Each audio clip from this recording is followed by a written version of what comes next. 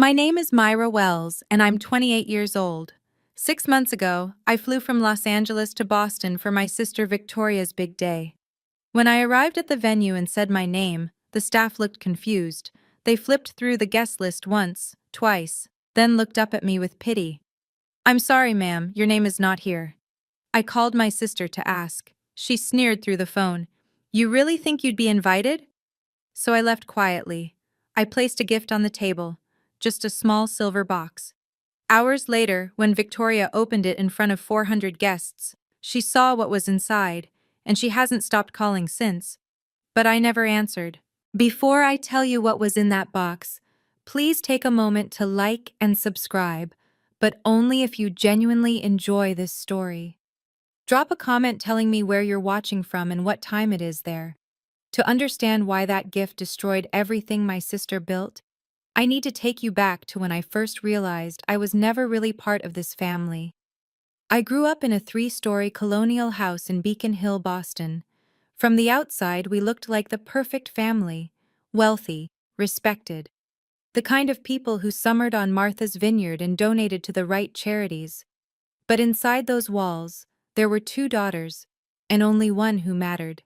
Victoria was 3 years older than me. She had the bigger bedroom, the designer clothes, the piano lessons, the dance recitals our parents actually attended. I got the hand-me-downs and the silence. My 10th birthday was when I finally understood my place in this family. I'd been counting down the days. Double digits felt important. I imagined balloons, a cake with my name on it, maybe even a party like Victoria had gotten, the one with the pony and the catered lunch and 40 kids from her class. That morning, I woke up early and ran downstairs. The kitchen was empty. My mother was on the phone, planning Victoria's upcoming cotillion. My father had already left for work. Neither of them looked up when I walked in. "Mom," I said, "it's my birthday." She covered the receiver. "I know, sweetheart. We'll do something later." They never did. But that evening, there was a knock on my bedroom door. It was Grandma Eleanor, my father's mother, holding a small wrapped box. "Happy birthday, my darling girl," she said, sitting on the edge of my bed. Inside was a camera. Not a toy, a real one, with a leather strap and a silver body that felt heavy in my small hands. "You have an artist's eye, my dear." She touched my cheek. "One day the world will see what I see in you." I didn't know it then, but that camera would change my entire life. And Grandma Eleanor? She knew exactly what she was planting. 8 years later, I graduated high school with a full scholarship to the Rhode Island School of Design, one of the best art programs in the country. I thought maybe, finally, my parents would notice me. The ceremony was on a Saturday afternoon. I'd been selected to give a short speech about pursuing your passion. I practiced for weeks, imagining my mother's proud smile, my father's firm handshake. The morning of graduation, I came downstairs in my cap and gown. Victoria was at the kitchen table scrolling through her phone. My parents were huddled over my father's laptop. "The ceremony starts at 2, I said. "We should leave by 1 to get good seats." My mother didn't look up. "Sweetheart, something came up." "What do you mean? My father finally glanced at me. "Victoria has a networking event with Goldman Sachs. It's a huge opportunity for her career. We can't miss it." I stood there in my graduation gown, clutching my speech notes. "It's my graduation." "Photography isn't a real career, Myra." My father's voice was flat. "Maybe you should think about business school like your sister." Victoria smirked but said nothing. I walked to that ceremony alone. I gave my speech to a room full of strangers, and when they called my name to receive my diploma, I looked out at the audience and saw only one familiar face: Grandma Eleanor. Front row, clapping louder than anyone. Afterward, she took my hands in hers.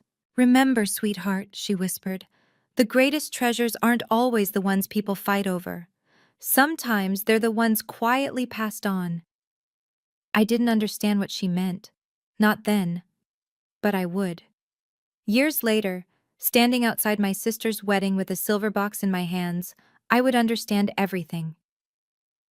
After graduation, I packed 2 suitcases and bought a one-way ticket to Los Angeles. I didn't say goodbye. There was no one to say it to. For the next 10 years, I built my life in silence. I started as an assistant to a wedding photographer, carrying equipment and adjusting lighting. I learned everything I could. I saved every penny. And slowly, client by client, I built something of my own. My family never asked about my work. To them, I was still Myra who takes pictures of strangers. Victoria called occasionally, not to check on me, but to update me on her achievements. Senior marketing director at 29, corner office, engaged to a hedge fund manager. Every conversation was a performance, and I was her only audience. I just closed a 7-figure campaign, she said one evening. What about you? Still doing those little photo shoots? I was sitting in my office at the time, the one with floor-to-ceiling windows overlooking downtown LA. The one with awards on the walls and a client list that would make her head spin. I'm doing well, Victoria. Congratulations on your campaign. Thanks. Mom and Dad are throwing me a celebration dinner next week. Obviously, you're not invited. It's just immediate family. I let that sink in. Immediate family. Of course, I said. Have a wonderful time. I hung up and looked around my office. Everlight Studios. My company. $3 million in revenue last year. Celebrity clients. Magazine features. A team of 12. Victoria had no idea. None of them did. And for a long time, I told myself I didn't care. I told myself their approval didn't matter anymore. But then Grandma Eleanor died, and everything changed. The call came on a Tuesday morning. I was reviewing contracts when my phone rang. A Boston number I didn't recognize. Miss Wells? This is Harrison Lawson, your grandmother's attorney. I'm sorry to inform you that Eleanor Hartwell passed away last night. The world stopped. Grandma Eleanor was 82. She'd been slowing down for years, but I always thought there'd be more time. One more visit, one more phone call, one more chance to tell her how much she meant to me. I flew to Boston that same day. The funeral was held at Trinity Church, filled with hundreds of people whose lives she'd touched. Grandma Eleanor had been a prominent arts patron. She'd funded galleries, scholarships, emerging artists. She believed in beauty and the people who created it. I sat in the third row, alone. My parents were in front, accepting condolences. Victoria stood beside them in a black designer dress, dabbing her eyes with a handkerchief. But I noticed something. Between the sympathetic hugs, Victoria kept glancing at my mother, and my mother kept glancing at my father. They were whispering about something. The jewelry collection, I heard Victoria say. Have you talked to the lawyer about when we can— Not here, my mother hissed. We'll discuss it after. I stared at Grandma Eleanor's casket while my family counted her possessions like inventory. She deserved better. We all did. After the service, as people filed out, a hand touched my shoulder. Mr. Lawson, the attorney, gray-haired, kind eyes. Miss Wells, he said quietly, could you stay after? There's something your grandmother wanted you to have. My heart clenched. Of course. I had no idea that what he was about to show me would change everything. Mr. Lawson led me to a small office at the back of the church. He closed the door and sat across from me, a manila envelope in his hands. Your grandmother came to see me 2 years ago, he began. She was very specific about her wishes. What I'm about to show you is separate from her public will. He slid the envelope across the table. Inside were 2 documents and a letter. The first document was a notarized amendment to her estate. I read the words 3 times before they sank in. The Hartwell jewelry collection, her entire collection, valued at $2.3 million, was mine. Not Victoria's, not my mother's, mine. My hands trembled as I opened the letter. My dearest Myra, if you're reading this, I'm gone. But I need you to understand why I've made this choice. Victoria sees these pieces as trophies, status symbols to be displayed and envied.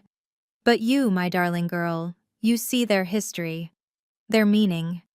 You understand that beauty isn't about possession, it's about preservation. Your mother and sister will be angry. They'll say I made a mistake. But I've watched you grow into someone remarkable, even when no one else was watching. These pieces belong with someone who will honor them. They belong with you. All my love, Grandma Eleanor. I pressed the letter to my chest, tears streaming down my face. There's one more thing, Mr. Lawson said gently. Your grandmother requested that this remain confidential until you decide the right moment to disclose it. I nodded, unable to speak.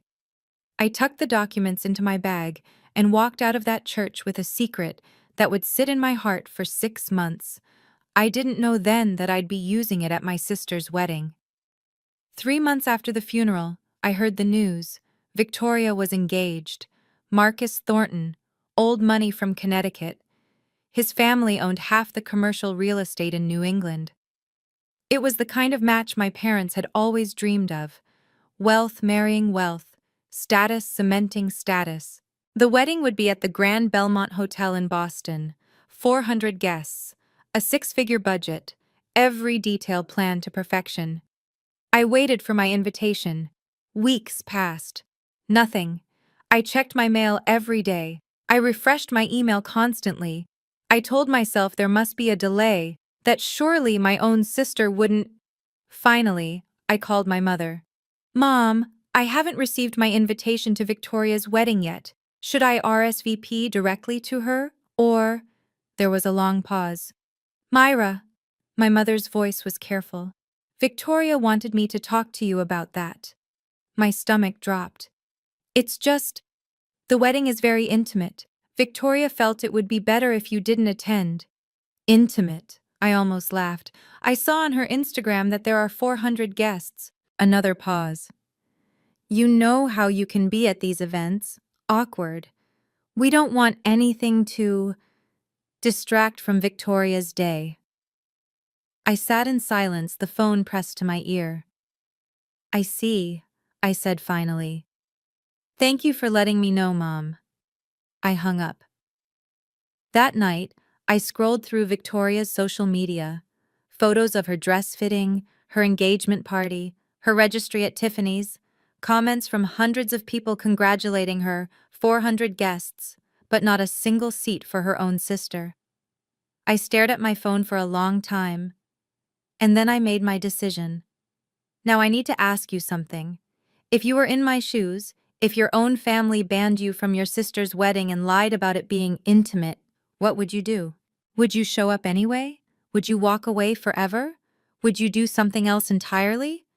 Drop your answer in the comments. I'm genuinely curious what you'd choose, and while you're thinking about it, hit that subscribe button so you don't miss what happens next. Because what I did, no one saw it coming. I booked my flight 3 days before the wedding, Los Angeles to Boston. One way. I didn't tell anyone. I didn't ask permission. I simply packed a small bag and prepared the one thing I needed to bring. A gift. It sat on my kitchen counter in a silver box with a white ribbon, small enough to fit in my purse, light enough that you'd never guess what was inside. The night before my flight, I couldn't sleep. I kept asking myself if I was doing the right thing. Part of me wanted to stay home, to protect myself from another rejection, to pretend I didn't care, but I did care. That was the problem. For 28 years, I had been invisible to my family. I had accepted their dismissal, their favoritism, their casual cruelty. I had built a life 3,000 miles away and told myself it was enough. It wasn't. I wasn't flying to Boston for revenge. I wasn't going to make a scene or ruin Victoria's day. I just wanted to do one thing. I wanted to give my sister a wedding gift. I wanted to be seen, just once, as someone who existed. At 6 in the morning, I put on a simple navy dress, applied my lipstick, and looked at myself in the mirror. You can do this, I whispered. I picked up the silver box and tucked it into my bag. I didn't know what would happen when Victoria opened it. I didn't know if it would change anything or nothing at all, But I knew I couldn't keep carrying this secret forever. Some truths need to come out, and Grandma Eleanor had trusted me to find the right moment. As my plane lifted off the runway, I realized the moment had finally come. The Grand Belmont Hotel was everything I expected and more. Crystal chandeliers, marble floors, enormous floral arrangements in the lobby that probably cost more than most people's rent. A string quartet played softly near the entrance, while guests in designer gowns and tailored suits streamed toward the ballroom. I stood at the edge of it all, clutching my silver box. My heart was pounding so hard I could hear it in my ears. I smoothed my dress, dusty rose, modest, elegant, and walked to the reception table. Two young women in black sat behind a guest list that looked like a small novel. "Good afternoon," I said. "I'm here for the Wells Thornton wedding." "Of course. Name, please?" "Myra Wells. I'm the bride's sister." The woman smiled and looked down at her list. Her finger traced the W's, once, twice, a third time. The smile faded.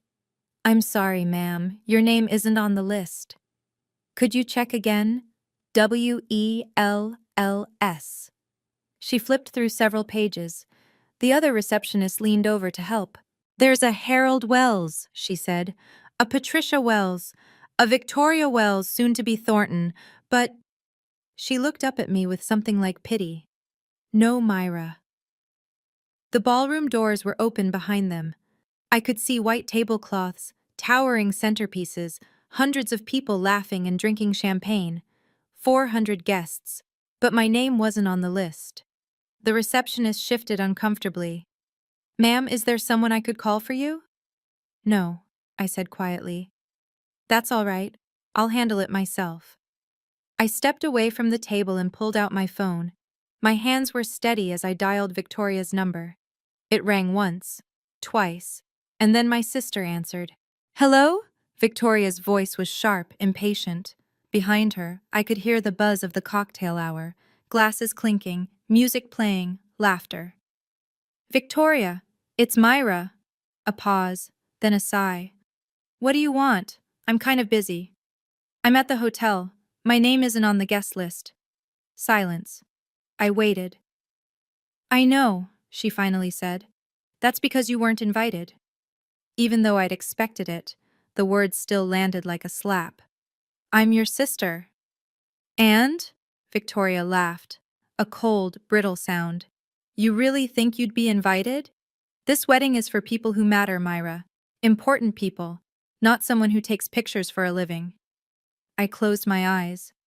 "I flew across the country." "That's your problem, not mine. I didn't ask you to come, you. I just wanted to give you a gift, to wish you well."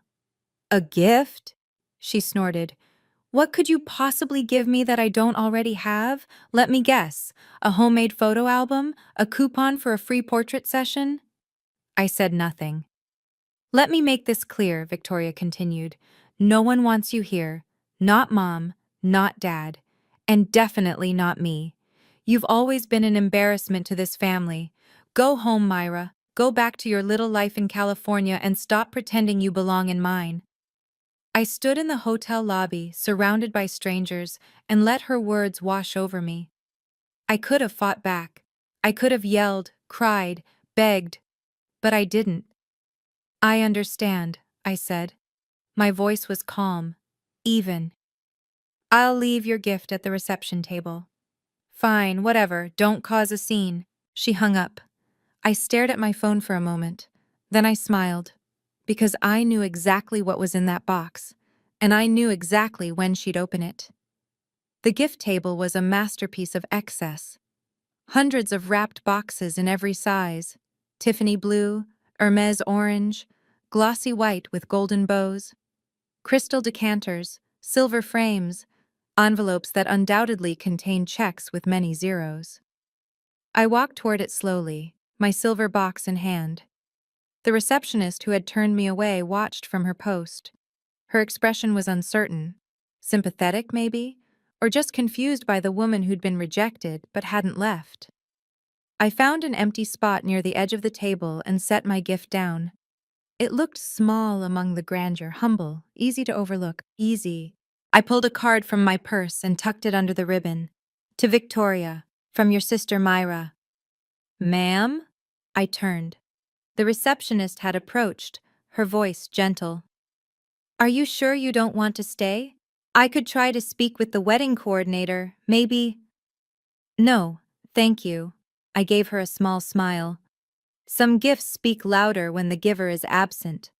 She blinked, clearly unsure what to make of that. I took one last look at the ballroom doors.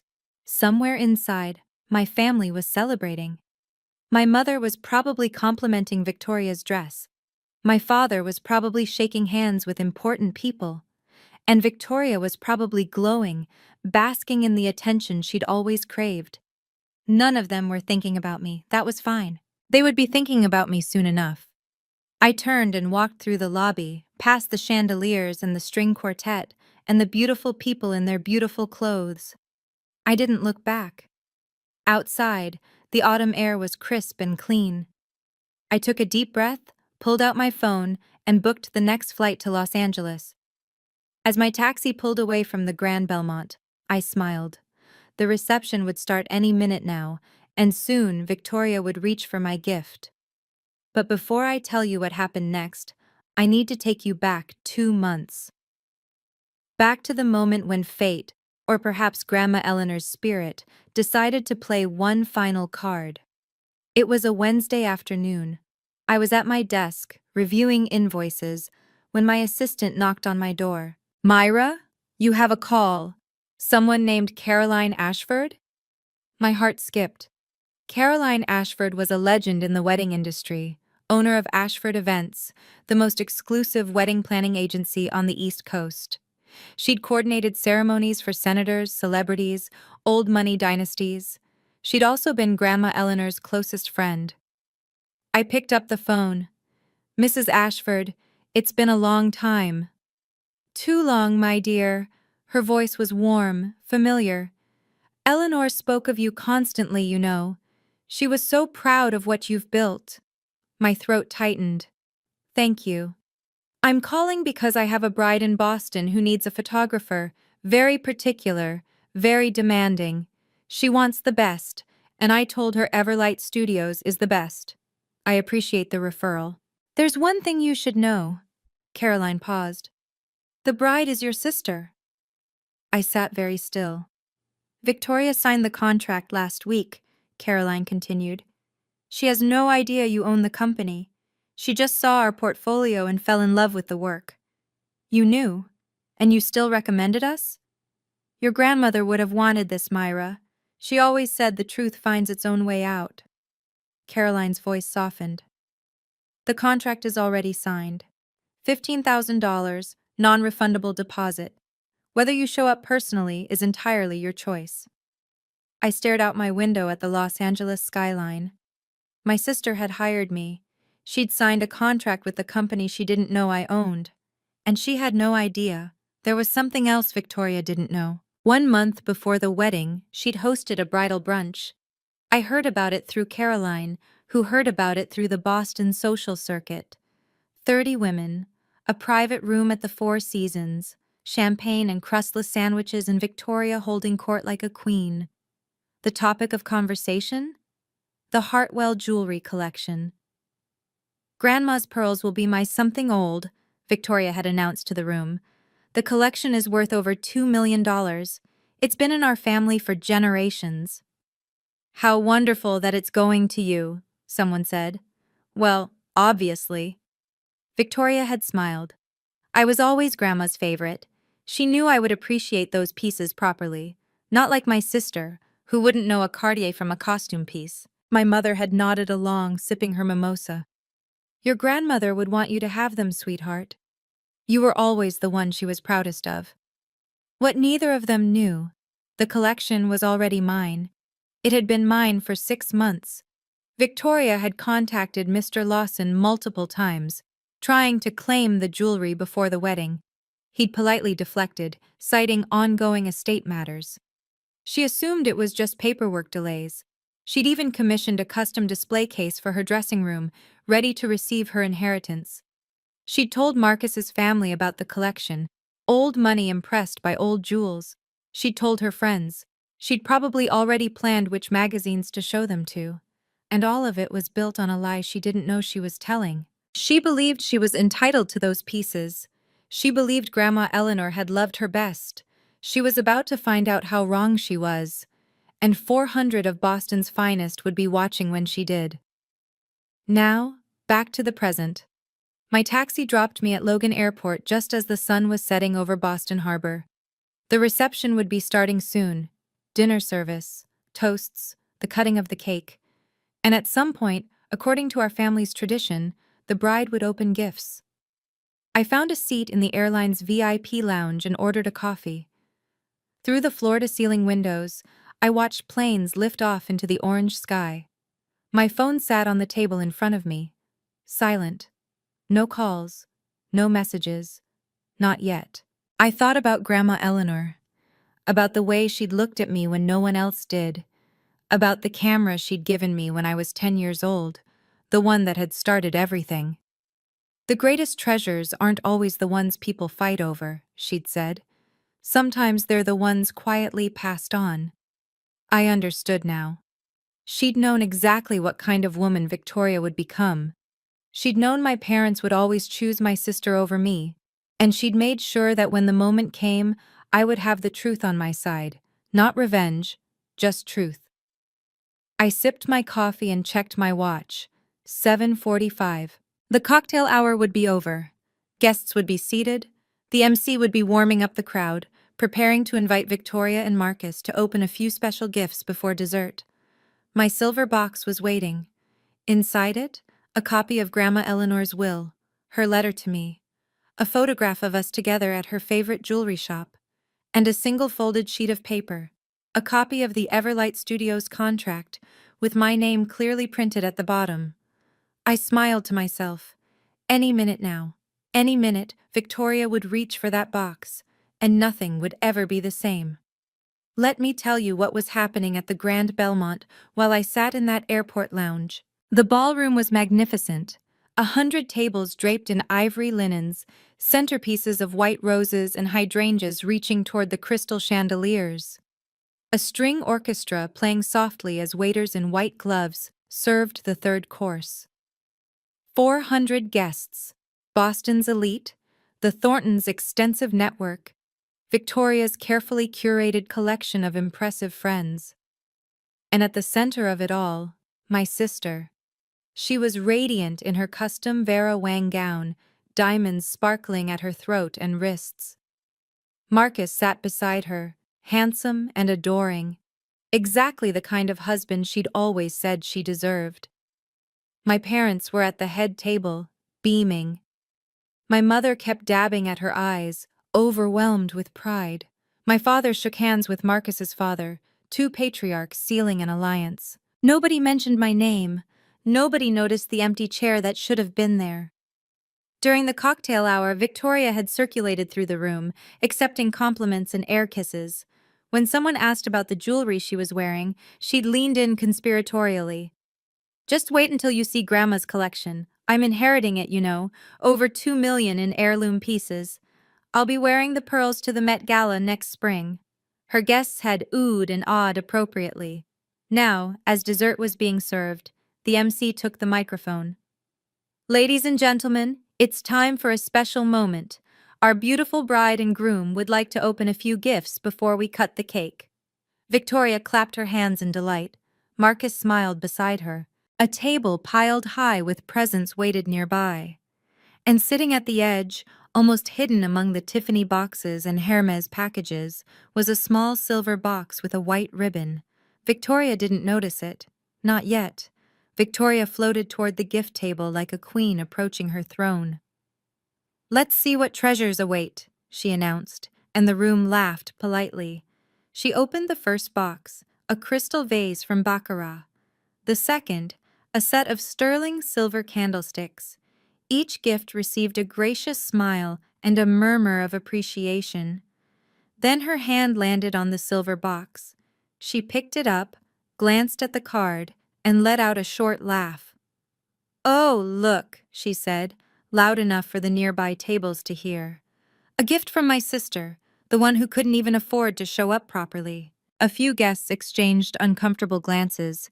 Marcus frowned slightly. Victoria? Let's see what she got us.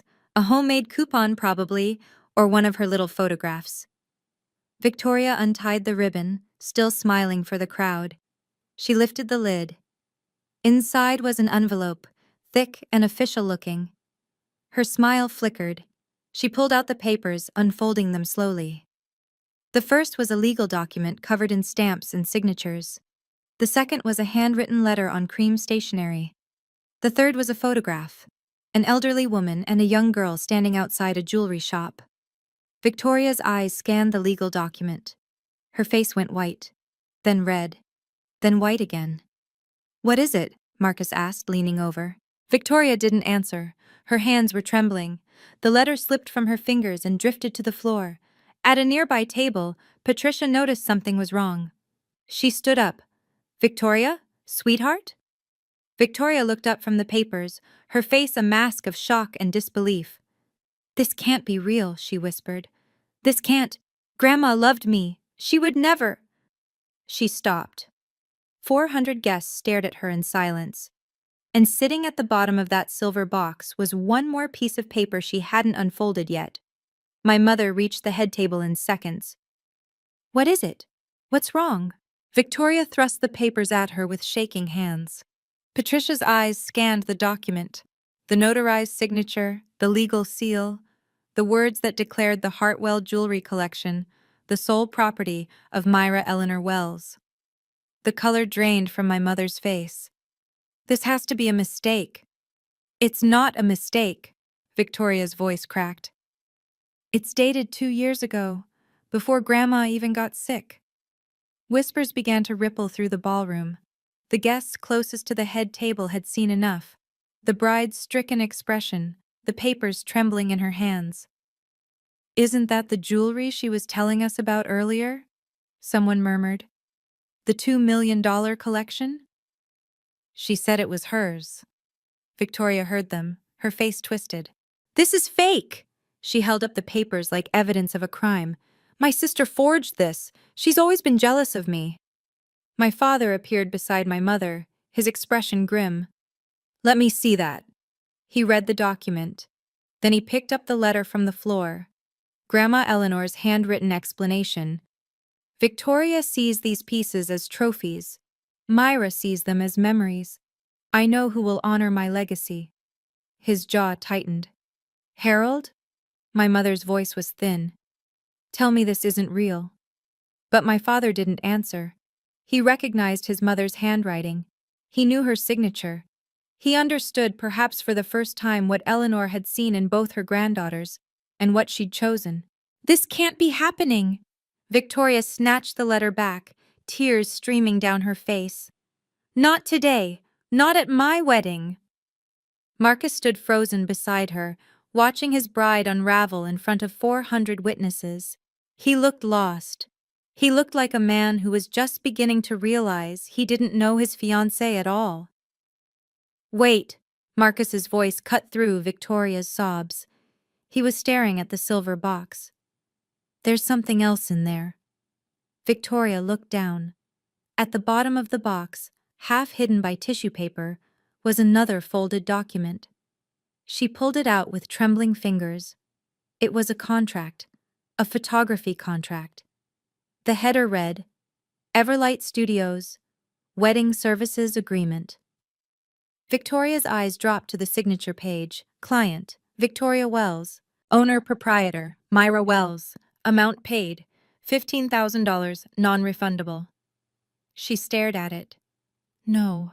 Her voice was barely a whisper. No, no, no! Victoria? Marcus took the paper from her. His eyes widened as he read. You hired her company? You told me your sister was struggling, that she couldn't hold down a job. I didn't know, I didn't... Victoria spun around, wild-eyed. Where's the photographer? Where's the photographer? A young woman with a camera stepped forward nervously from the corner where the photography team had been working all evening. I'm sorry, ma'am. I'm the lead photographer. Ms. Wells, Myra Wells, is the owner, but she doesn't typically attend shoots personally. You work for her? The photographer nodded carefully. Everlight Studios has photographed over 200 weddings. We're one of the top firms in the country. The ballroom was completely silent now. 400 guests. Every single one watching Victoria's carefully constructed world crumble in real time. Someone at a nearby table pulled out their phone. Did she say $2 million? And the sister owns a photography company? The one Victoria's been calling a failure? Marcus was still holding the contract, his face unreadable. Victoria. His voice was quiet. What else have you lied about? Victoria couldn't answer. She was too busy reaching for her phone. She needed to call me. She needed to scream at someone. She needed to fix this. But some things can't be fixed. Okay, I have to pause here. Raise your hand in the comments if you saw that coming. Because honestly, even I didn't expect everything to unravel this fast. Victoria just found out that the grandmother she thought loved her best actually saw right through her. And the sister she called a failure? She owns the company that's photographing her wedding. If you want to see how this ends, and trust me, it gets wilder, hit that like button and stay with me, because Victoria's about to make a choice that will define everything that happens next. The whispers had grown into a steady murmur. Victoria stood at the head table, mascara streaking down her cheeks, the damning papers clutched in her hands. My parents flanked her like sentries, though they looked just as shell-shocked as she did. That's when Caroline Ashford stepped forward. She'd been watching from a corner of the ballroom, the elegant wedding planner who had orchestrated every detail of this perfect day. Now she walked toward the head table with the calm authority of someone who had seen it all. If I may. The room quieted. Caroline took the legal document from Victoria's trembling hands and examined it briefly. This is authentic, she said, loud enough for nearby tables to hear. I witnessed Eleanor Hartwell sign this amendment 2 years ago. I was present when she discussed her wishes with her attorney. Patricia stepped forward. Caroline, you can't possibly. I can, Patricia. Caroline's voice was gentle but firm. Eleanor was my dearest friend for 40 years. She told me exactly why she made this choice. Then tell us, Victoria cried. Tell us why she would do this. Caroline looked at her with something like pity. She said, Victoria sees jewelry as trophies. Myra sees them as memories. She said your sister was the only one who ever loved her for who she was, not what she owned. The words hung in the air. At a table near the back, someone was definitely filming on their phone now. She also said something else. Caroline folded her hands. She said, Myra never asked me for anything. Victoria never stopped asking. That mattered to her. Victoria's mouth opened, but no sound came out. For the first time in her life, my sister had nothing to say, and 400 witnesses had heard every word. There's something else people should know. The voice came from the back of the room. A man in his 60s stood up, silver-haired, distinguished, wearing a suit that cost more than most cars. Richard Pemberton, CEO of Pemberton Media Group, one of Marcus's father's oldest friends. I know Myra Wells, he said. She photographed my daughter's wedding last year in Malibu. 600 guests. She was brilliant. A murmur swept through the room. Wait. A woman at another table raised her hand. Myra Wells? As in Everlight Studios? They shot our foundation gala. They've been featured in Vogue. More guests began to speak up. They photographed the Whitmore ceremony. I heard they're booked 2 years in advance. A friend told me she's turned down celebrity weddings because her schedule is full. Victoria's face was a mask of disbelief. That's impossible. Myra is... She takes pictures of strangers. She's nobody. Actually, Richard Pemberton said, not unkindly, she's quite successful. Her company did over $3 million in revenue last year. She's one of the most sought-after wedding photographers on the West Coast. My mother grabbed the back of a chair. $3 million? She looked like she might faint. My father stood very still, his face unreadable. But I knew that expression. He was calculating, re-evaluating, realizing just how wrong he'd been. "She never said anything," he murmured. "Why would she?" Richard replied. "From what I understand, your family wasn't particularly interested in listening." Victoria spun toward Marcus. "This doesn't change anything. She's still trying to ruin my day. She's still—" "Victoria." Marcus's voice was cold in a way I'm told no one had ever heard before. "Stop talking." His bride fell silent. And in that silence, the truth settled over the room like dust after an explosion. 3,000 miles away, my phone began to ring. I was still in the airport lounge, nursing my second coffee, watching the last light fade from the Boston skyline. The screen lit up with Victoria's name. I let it ring. She called again, and again, and again. 5 times, 10, 15. Then my mother's name appeared. Then my father's. The messages started flooding in. "Victoria, pick up the phone right now." "Victoria, you ruined everything." "Victoria, how could you do this to me?" "Mom. Myra, call me immediately. We need to talk." "Dad, this is unacceptable. You will explain yourself." "Victoria, I will never forgive you for this." "Victoria, the whole room is staring at me." "Victoria, what was in that box?" I watched the notifications pile up. The screen glowed with their rage, their desperation, their demands. 47 missed calls by the time I finished my coffee. I silenced my phone and slipped it into my bag. A gate agent announced that my flight to Los Angeles was now boarding. I gathered my things and walked toward the departure gate, past families reuniting and couples saying goodbye and business travelers typing on their laptops. Nobody in that airport knew what had just happened in a ballroom across the city.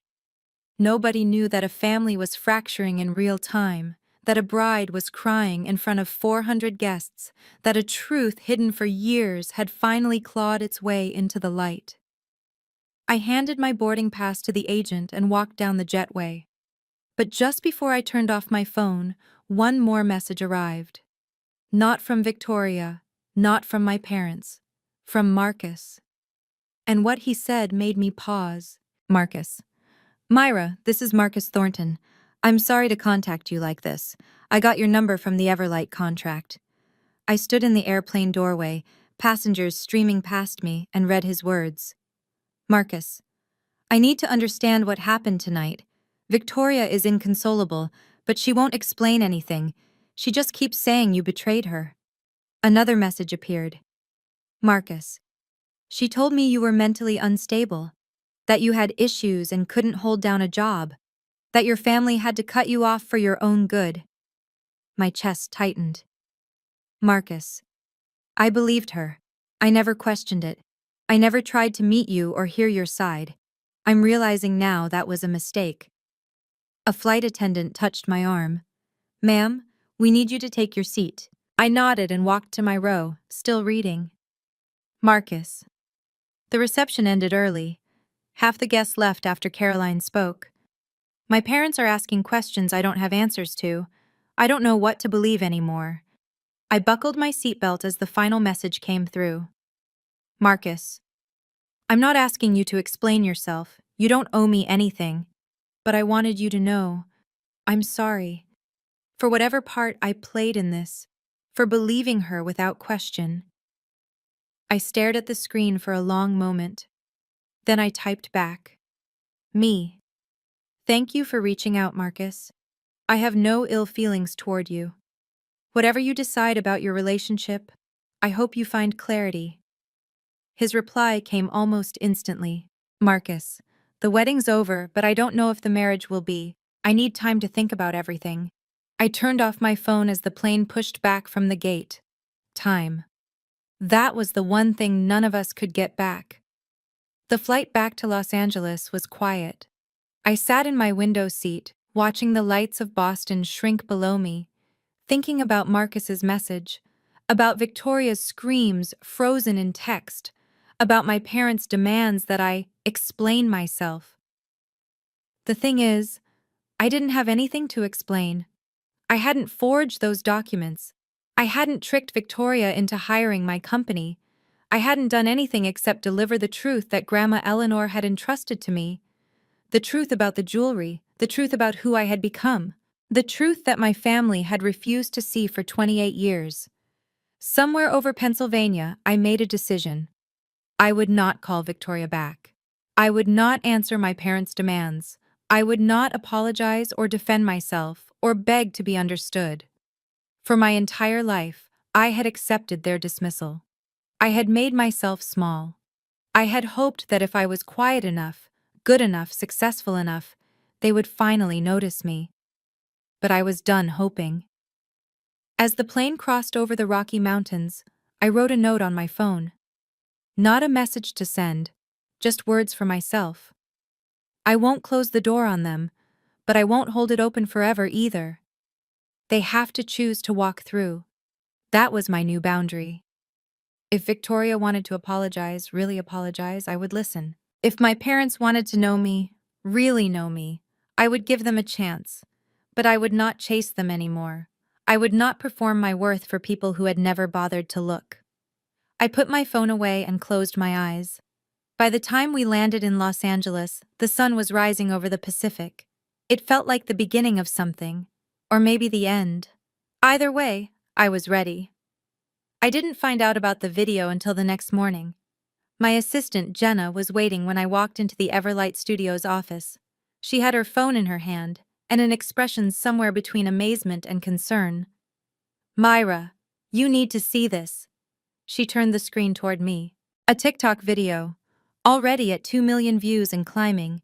The caption read, "Rich bride finds out her loser sister is actually a millionaire." Someone at the wedding had been filming. The video showed Victoria at the head table, her face shifting from smug to confused to devastated as she read the documents. It captured Caroline's speech.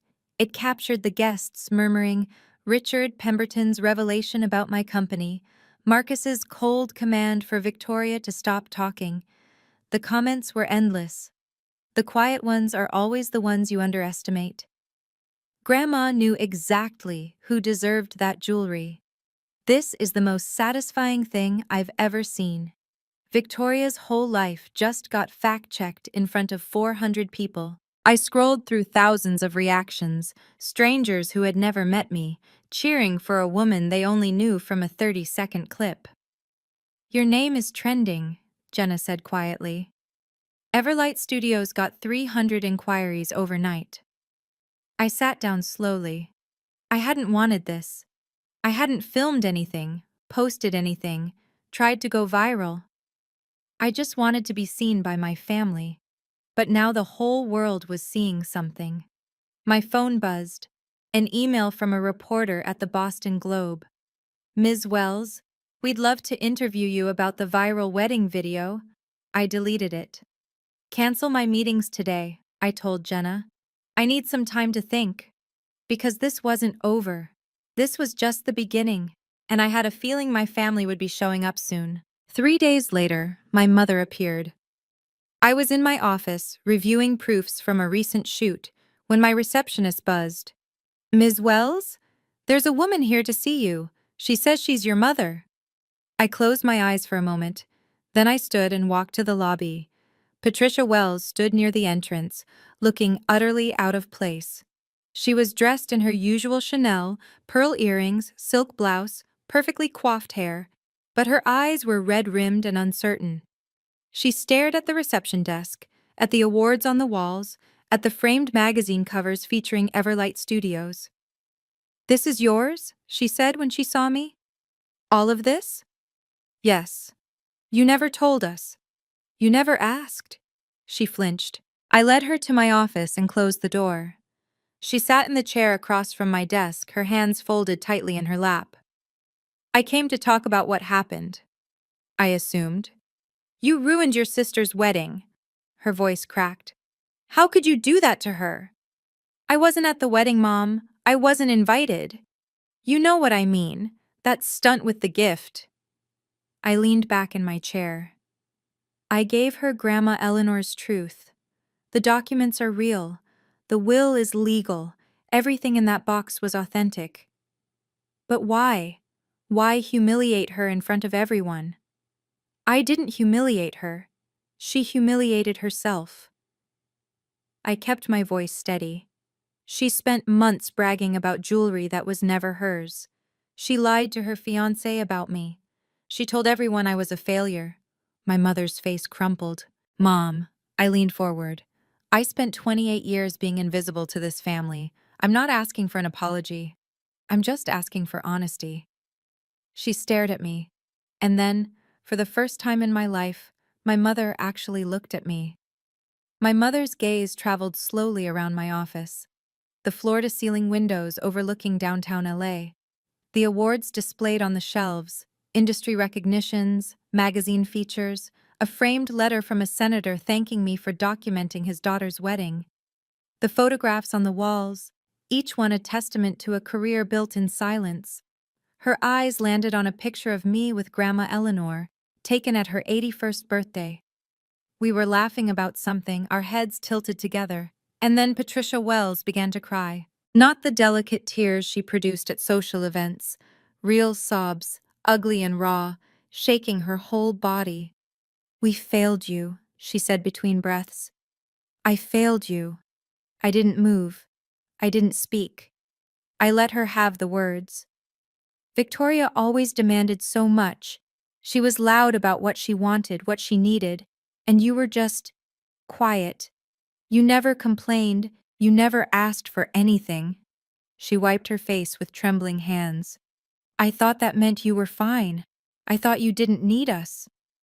I stopped needing you, I said quietly, because I knew you wouldn't be there. She flinched like I'd struck her. I thought, she struggled to compose herself. I thought we were giving Victoria extra attention because she needed it more. But that wasn't true, was it? She needed it because we taught her to need it, and you stopped needing because we taught you not to hope. I said nothing. Eleanor tried to tell me. My mother's voice was barely a whisper. She said I was losing you. I didn't listen. I thought she was being dramatic. She looked at me with red eyes. I don't expect you to forgive me, Myra, but I needed you to know. I see it now. I see what I did. I let the silence hold, then I nodded. It wasn't forgiveness, but it was a start. Before she left, my mother told me about Victoria. "Marcus postponed the honeymoon," she said, her voice hollow. "He's staying at his parents' house. He says he needs time to think about everything. About whether he still wants to be married?" My mother nodded miserably. The video made things worse. She pressed her fingers to her temples. It's everywhere. 3 million views now. People at Victoria's company have seen it. Her boss called her in for a meeting. They asked her to take a leave of absence until the situation quiets down. I felt a strange heaviness in my chest. Not satisfaction, not joy, just heaviness. "There's more," my mother continued. "Marcus's parents, the Thorntons, they called your father. They asked if there was anything else Victoria had lied about. They're old money, you know. They care very much about family reputation." And Victoria couldn't answer them. She tried. She said you had manipulated everything, that Grandma Eleanor wasn't in her right mind when she made the will. My mother laughed bitterly. "But Caroline Ashford is friends with the Thorntons. She told them the truth." So Victoria had lost more than the jewelry. She'd lost Marcus's trust, his family's respect, her professional reputation, the perfect image she'd spent her whole life constructing. "She blames you," my mother said. "She says you destroyed her life on purpose." "I didn't destroy anything, I just stopped pretending." My mother stood to leave, gathering her purse with shaking hands. At the door, she turned back. "Eleanor always said you were the strongest of us all." Her voice cracked. "I think I finally understand what she meant." She walked out.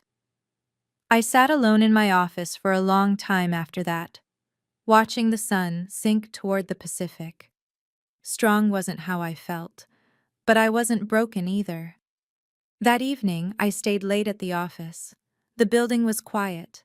Everyone else had gone home. I sat in my chair, looking out at the Los Angeles skyline as it transformed from golden to pink to deep blue. On my desk was the photograph of Grandma Eleanor and me. I picked it up and studied her face, that knowing smile, those kind eyes that had always seen me when no one else did. "Did you plan all this?" I asked the empty room. Of course she didn't answer, but I could imagine what she'd say. "I just planted seeds, darling. You're the one who grew." I thought about my family, about Victoria, drowning in consequences of her own making, about my mother, finally opening her eyes after 28 years, about my father, probably recalculating everything he thought he knew about his daughters. I didn't want to punish them forever, but I couldn't go back to being invisible either. I made a decision, sitting there in the fading light. The door to reconciliation would not be locked. If Victoria genuinely apologized, not blamed me, not made excuses, but actually took responsibility, I would hear her out. If my parents wanted to know the real me, I would give them that chance. But I would not chase them. I would not perform for their approval. I would not make myself small to fit into the space they'd assigned me. They would have to come to me as equals, or not at all. I wrote it down in my journal. I won't close the door on them, but I won't hold it open forever either. They have to choose to walk through. That was my boundary.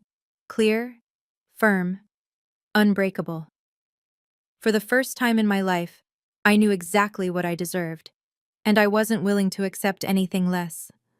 A week after my mother's visit, I went to the bank. The Hartwell collection was waiting for me in a private vault. 12 pieces of exquisite jewelry that had been in my grandmother's family for generations. Pearl necklaces from the 1920s, Art Deco diamond earrings, a sapphire brooch that had once belonged to a duchess. I held each piece carefully, thinking about the hands that had worn them, the stories they carried, the love they represented. Victoria had wanted these as trophies, status symbols to photograph and display and brag about, but Grandma Eleanor had seen them differently. "Beauty isn't about possession," she'd written in her letter. "It's about preservation." I understood now.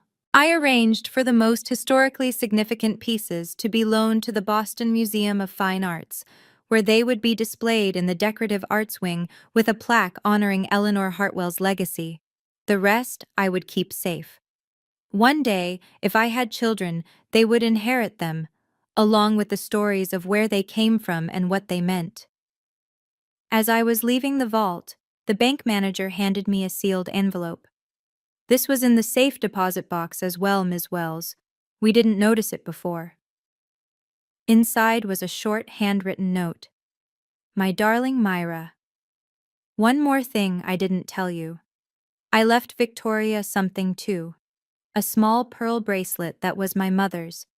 Simple, not valuable, but meaningful if she could understand its worth. I hope someday she will. Love always, Grandma Eleanor." I stood in the bank lobby and let the tears fall.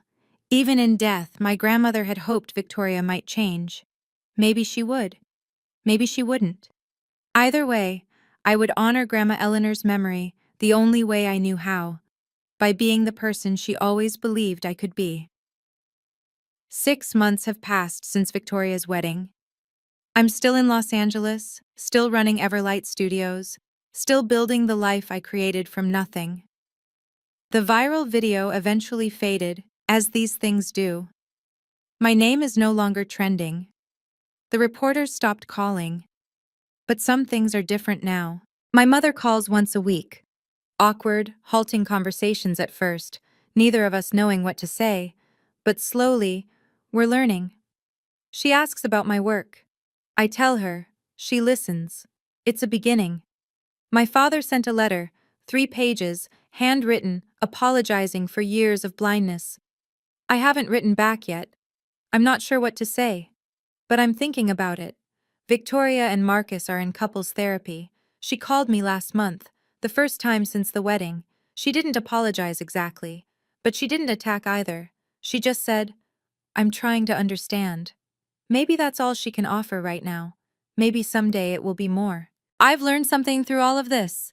The best response to contempt isn't revenge. It's not proving them wrong or rubbing your success in their faces. It's building something real. It's protecting what matters. It's knowing your worth so deeply that no one's opinion, not even your family's, can shake it. I didn't show up at that wedding to destroy my sister. I showed up to finally be seen. And that gift I left on the table? It wasn't about tearing her down. It was about standing up. For the first time in my life, I chose myself. So let me ask you this. Have you ever had to set a boundary with someone you loved? What did it cost you? What did you gain? Drop your story in the comments. I'll be reading every single one. Because sometimes the bravest thing you can do isn't showing up. It's knowing when to walk away. Thank you for staying until the end. If this story touched you, if you've ever felt invisible in your own family, please share it with someone who needs to hear this. And if you want more stories like this, check out the video in the description. I think you'll love it. Until next time, remember, you are worthy of being seen. Goodbye for now.